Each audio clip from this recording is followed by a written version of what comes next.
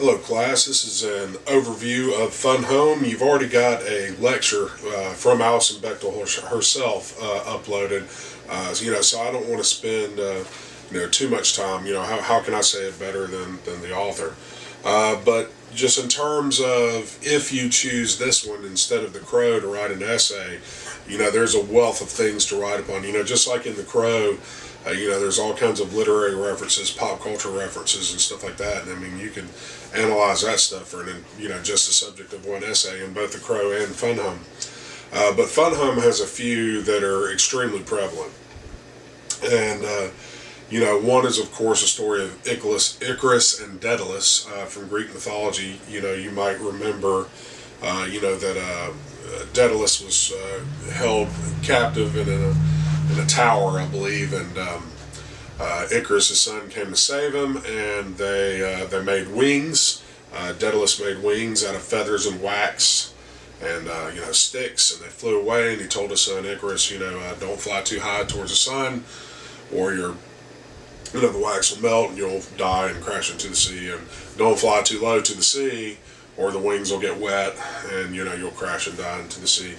And there's a metaphor there about ambition and balance and moderation, but there's also a question in that philosophy as well as is Daedalus trapped by his powers of his invention? Is this did he know that his son was going to die flying with those wings and crash, or was it were they truly trying to both make it out, and it was his son's fate to not listen and a crash, or if Daedalus might have suspected that it happened, and the invention was more important than his own fleshly invention. And there's a little bit more stuff about Daedalus and the labyrinth and the Minotaur that's relevant. You might want to look into, but there's many literary references in this comic, because the way that the father and Alison Bechtel, the author and artist, communicate to each other is through books, through fiction. They communicate truth through fiction, which sounds like kind of an oxymoron, but the truth of his nature and his sexuality and possibly of his suicide or death is hinted at through fiction. So you've got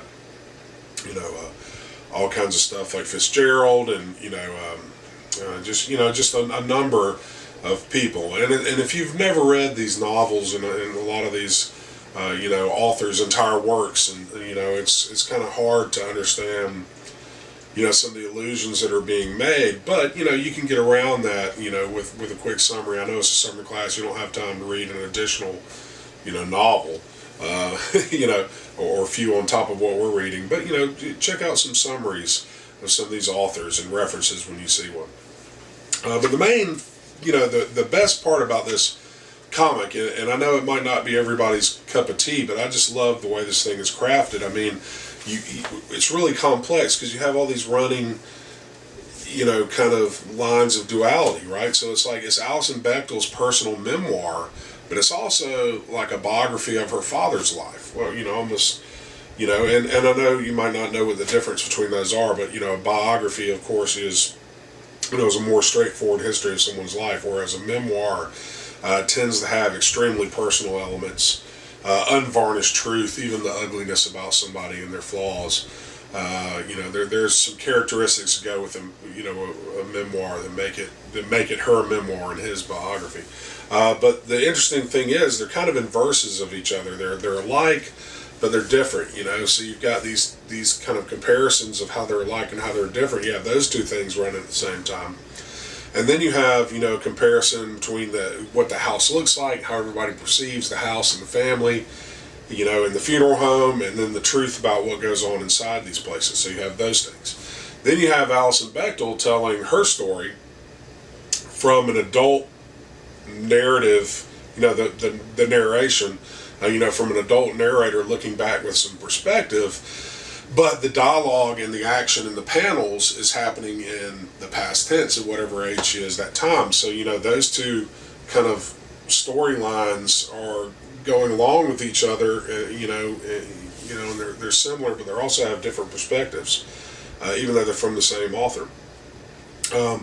The house is something very, and the funeral home is something very interesting to look at, in terms of writing an essay, because, everything in the house is all a facade to cover up for the fact of who the father is, who he really is, not a straight married man, but, a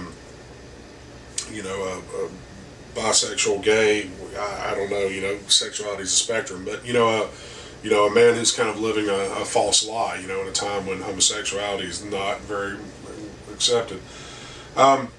So, that stuff, the truth of himself is revealed in the house just like it is in the literature, with statues that are like obelisks, like his tombstone, which is very phallic in nature, and, his attention to interior decorating and, his stylistic choices are all about kind of taking something old, the true nature of it, and refurbishing it, making it look pretty on the outside, and therefore socially acceptable.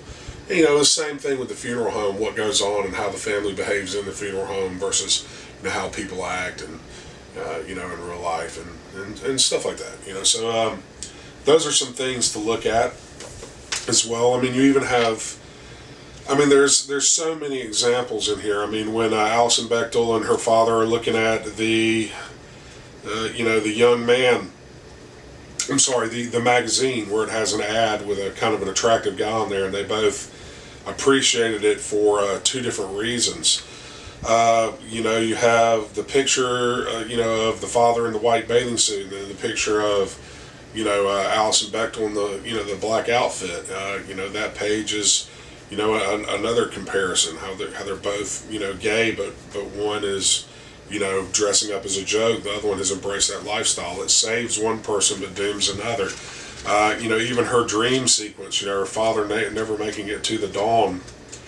There's just a wealth of things to look at. I could spend, hours giving lectures, going, but you would get bored. I mean, on page 96, you can see I've made a note. There's an inverse, he wants her, prim and proper, and she's more of a tomboy. She wants her haircut the way it should be. There's a Proust allusion on page 93 to Proust. I mean, there's so much in here. On page 83, I have two examples of books and life, that represent what's going on, duality. You have the painting, and then, that is from an actual novel that's actually near the painting. There's just there's just so much to look at. And like I said, I've already given you like an hour-long lecture from Alison Bechdel herself. But I just flipped through and look at my notes on page 164. You have duality and the idea of two sides with the mom. You could write an entire essay just on her psychological issues based on the section where she's journaling and she makes symbols and has to count things a certain number of times. And, because if you look at obsessive compulsive disorder, it usually comes from some kind of issue with parents. You have in her obsession and her mental illness, what she admits, what she leaves out of things, kind of like the way her father leaves out his, true sexuality for the most part from his life. There's just, there's a whole lot to talk about, but I didn't want to just kill you with it too much because, like I said, I've already got the full hour lecture. But you have some opportunity for some essays. You can run with that duality theme. You can write an essay just on, maybe one of the literary references. I wouldn't try to do all of them. You can talk about how the physical landscape, the setting of, the father when he was off in the military and in Europe, and how he's more open about himself there versus how he is in his hometown. And, there's like two different places there. Even when they talk about the interstate cutting through the mountains, they talked about how there were people in this valley, in this town, and people over just a few miles away on that side of the mountain, but they were so separate, two separate places. You have Bechdel, who she was at home, who she was at college. You have the fun home. There's just an incredible amount of things. This book is so technically, it's just so well crafted. But I'm not going to kill you with it because, you've already got the lecture from Bechtel. Bechtel is probably better than anything I could tell you.